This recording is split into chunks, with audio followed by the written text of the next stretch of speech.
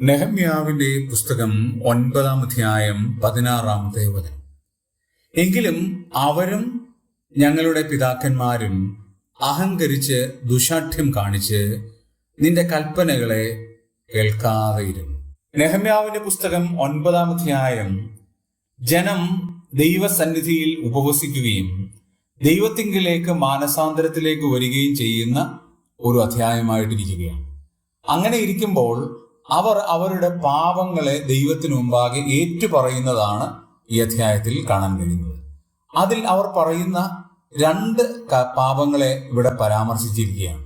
ഒന്ന്, അവർ അഹങ്കരിച്ചു, ദുശാഠ്യം കാണിച്ചു, കൽപ്പനകളെ കേൾക്കാതെയിരുന്നു.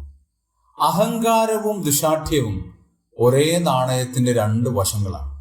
അഹങ്കാരമുണ്ടോ ആ ആൾ ദുശാഠ്യം കാണിച്ചിരിക്കും.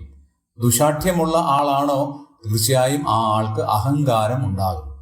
നാം ദുശാഠ്യം കാണിക്കുന്നുണ്ടെങ്കിൽ അർത്ഥം അഹങ്കാരം നമ്മുടെ ജീവിതത്തിൽ ഉണ്ടെന്നാണ്.